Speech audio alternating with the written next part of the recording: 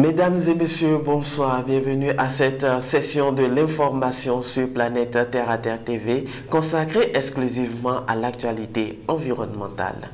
Ce dimanche, Anas Seko a réuni plusieurs jeunes pour attaquer les affichages sauvages dans la ville de Cotonou. C'est au niveau de l'échangeur de Ouéro à Cotonou que cette activité a eu lieu. Durant plus de 3 heures de temps, les infrastructures sont remises à neuf. Leur message à cette occasion va à l'endroit de tous. Suivez ce reportage. Lorsqu'on parle de bonne gestion des déchets aussi, c'est aussi dans le cadre de la lutte également contre la pollution esthétique. Aujourd'hui, c'est dimanche. Ces jeunes ne sont pas dans le lieu de culte. Ils ont déclaré la guerre contre les affichages sauvages. Avec de l'éponge métallique, l'eau et du savon, ça nettoie par ici, ça racle par là. Tous étaient à l'œuvre. La question de l'affichage sauvage dans la ville de Cotonou est très préoccupante. N'importe qui trouve un pan de mur quelque part, il met ce qu'il veut sans respect de la réglementation en vigueur. Coller des affiches là où elles ne devraient pas être n'est pas une bonne chose parce que ça ne reflète pas l'esthétique, la beauté de notre pays. Dans une ambiance conviviale et de bon vivre, ces jeunes ont pris du plaisir à nettoyer les artères du passage supérieur de Ouéro. Lors des élections législatives ou exécutives, les gens collent des affiches partout. Et partout vraiment, les murs d'école, les murs d'église, etc. Et finalement, c'est salissant, ça enlaidir l'espace public. Après plus de 3 heures de nettoyage, ces endroits sont rendus propres. L'occasion a été donc saisie pour lancer un appel à la prise de conscience des uns et des autres afin que nos villes soient toujours propres. Nous avons tous la responsabilité de la beauté de notre ville. Nous avons tous la responsabilité de tenir notre environnement propre. Et les jeunes, je les invite à lutter contre. Autant qu'on est, dès qu'on voit quelqu'un en train de mettre une affiche n'importe où, on peut interpeller cette personne pour lui dire cet endroit n'est pas indiqué pour mettre des affiches. Le réseau national pour une gestion durable des ressources génétiques au Bénin, Dinoukou, a tenu une conférence publique autour du thème problématique des semences dans le développement agricole du Bénin, semences paysannes ou OGM.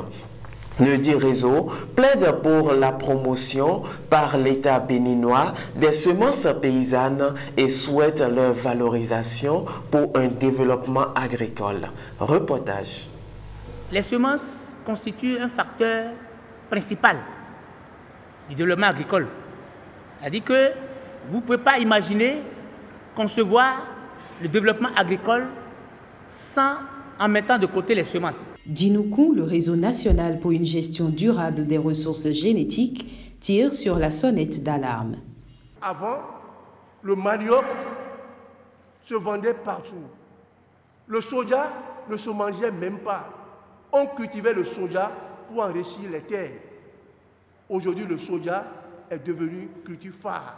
Il y a des tentatives de ne produire que, et de n'adopter que, et de ne reconnaître que les semences hybrides, les semences dont on qualifie de haut rendement. Mais si vous connaissez l'histoire des semences, vous devez savoir qu'avant 1961, les semences que nous utilisions étaient détenues, les secrets, la production et la conservation étaient détenus, ces connaissances étaient détenues par les petits producteurs. Pourquoi aujourd'hui veut-on les sortir du système? Ils sont plus de 80% à produire ces semences et la plupart des main-d'œuvre vient de ce monde paysan-là. Si on arrive à les éliminer, c'est qu'on crée des problèmes d'insécurité alimentaire. La problématique des semences dans le développement agricole du Bénin est une priorité pour Dinoukou, membre de la Fédération agroécologique du Bénin FAEB et point focal de la Coalition pour la protection du patrimoine génétique africain COPAGEN. Notre appel ici, c'est de supplier les décideurs du Bénin, surtout le président de la République, qui a déjà fait beaucoup de choses de bon pour la population, de regarder, d'analyser et de voir toutes les fiches qui lui sont adressées ne sont pas toujours les bonnes. Il peut aussi nous écouter. Cette conférence a été une occasion saisie par le président du dit réseau. Ce dernier a montré les contraintes liées au choix des semences améliorées. Voici ses explications. Lorsqu'on veut faire de la semence améliorée au Bénin et en Afrique, alors on part des semences qu'on appelle pré-base. Ça, c'est importé. Ça vient des grandes stations de recherche sur les semences. C'est des pré-bases. C'est en petite quantité. Et quand ces institutions dont je viens de parler obtiennent ces pré-bases, elles les multiplient. Première multiplication en semences base. Donc, si on a 1 kilo, je donne un exemple comme ça, si on a 1 kilo de pré-base qui vient par exemple de l'ITA ou de Adrao et autres, ces institutions multiplient. Ils peuvent avoir 10 kilos. Et lorsqu'on a obtenu maintenant les bases, ces bases-là sont multipliées en milieu réel par des semenciers multiplicateurs de semences améliorées. Et eux, ils sont suivis. Ils ont un cahier de charge. N'importe qui n'est pas semencier au Bénin. Et vous devez être rempli des conditions qu'il faut pour pouvoir multiplier les semences de base. Vous êtes suivi jusqu'à ce que vous fassiez les récoltes. Et là, vous avez des semences qui sont mises sur le marché.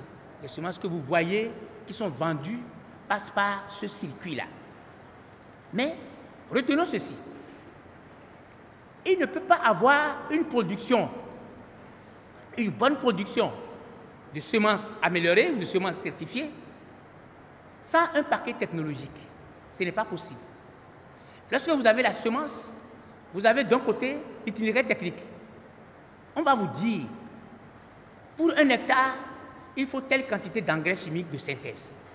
C'est chimie de synthèse. Il faut faire l'entretien à tel moment. Il faut mettre de pesticides à tel moment. Vous savez, quand on dit pesticides, c'est insecticides, c'est fongicides et c'est herbicides. Donc, il y a ce paquet technologique qui accompagne toutes semences améliorées. Je pense que les gens parmi nous le savent très bien, mais je le rappelle. Donc, on ne peut pas prendre les semences améliorées ou certifiées et aller mettre dans les champs comme ça en attendant que le jour de récolte arrive. «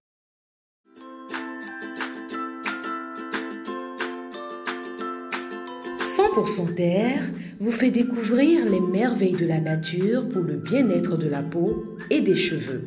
100% Terre, c'est des beurres végétaux, des huiles végétales, des graines et des poudres. Passez votre commande en un clic. «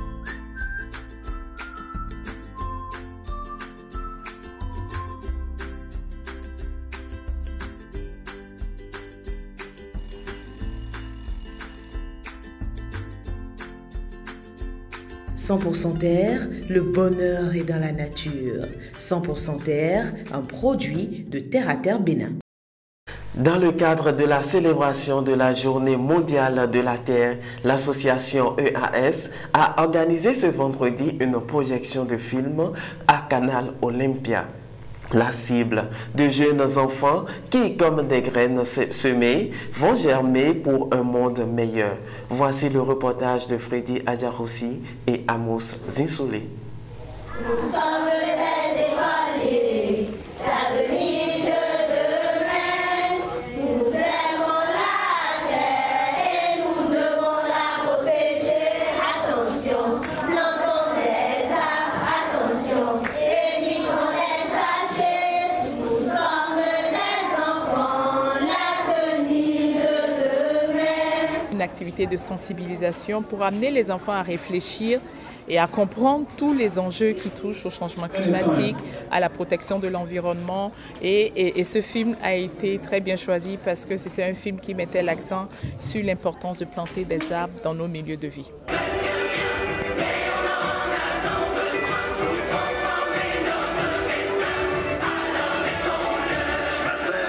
Enfant, j'ai dit c'est l'avenir de demain, ce qui veut dire que si le changement est déjà au bas niveau, ça veut dire que c'est un comportement qui va être perpétué et continuer jusqu'à devenir un adulte averti des questions climatiques.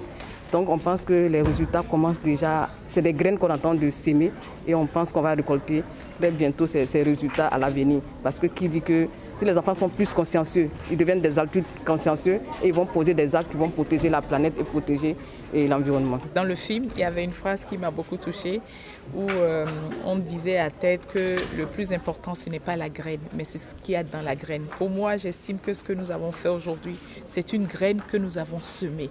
Je suis persuadée que dans quelques années, cette graine va porter.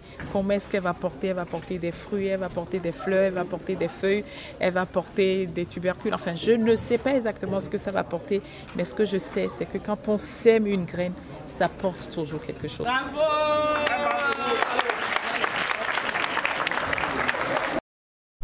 Intéressons-nous à l'industrie du numérique avant de clore cette édition. Une campagne de sensibilisation autour du thème « Les impacts des technologies numériques sur l'environnement » est actuellement en cours au Bénin. Sur 6 semaines, Nerdis Digital a l'intention de montrer aux jeunes les menaces que présente ce secteur afin de les amener à mieux s'en servir pour préserver la planète. Suivez ce reportage. Aujourd'hui, il est clair et le digital fait partie intégrante de notre vie et nous ne pouvons pas nous en passer, c'est clair. Et c'est de la même manière, je crois que la transition écologique peut faire bon ménage avec la transition numérique. De nos jours, le digital fait partie de nos activités quotidiennes. Cela change aussi les habitudes dans le rang des utilisateurs. Aujourd'hui, le digital prend de plus en plus d'ampleur et je ne crois pas qu'il y ait des activités aujourd'hui sans le digital. Je suis vraiment attaché à l'usage de ces appareils digitaux tels que l'ordinateur. Je ne vois même pas comment je pourrais m'en passer. D'ailleurs, mon téléphone aussi m'aide beaucoup. Du coup, en termes de fréquence d'utilisation, je dirais que je suis assez haut. J'utilise assez fréquemment les appareils. Les outils digitaux présentent des avantages aux utilisateurs. Mais les fréquences et manières d'utilisation nuisent à l'environnement. L'utilisation du numérique à elle seule produit près de 4% de pollution mondiale. Et donc, face à ça, il faut prendre des mesures pour quand même effectuer notre transformation digitale sans pour autant polluer beaucoup plus. L'industrie du numérique est à 4% responsable des pollutions que nous observons. C'est un secteur qui a beaucoup d'impact sur l'environnement. Aujourd'hui, beaucoup de gens ignorent que le numérique pollue énormément. Beaucoup de gens ignorent que les pluies que nous n'avons plus à nos saisons, que les terres arides que nous avons, l'érosion côtière, que les manques d'eau que nous avons aujourd'hui, que le numérique est à 4 à 5% responsable de cela et que d'ici 2025, ça va aller à 8%.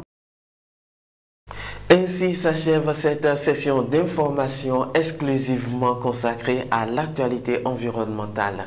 Abonnez-vous, aimez et partagez nos vidéos. Contactez-nous également pour la couverture médiatique de toutes vos activités liées à l'environnement. Protégez l'environnement parce que l'environnement, c'est vous.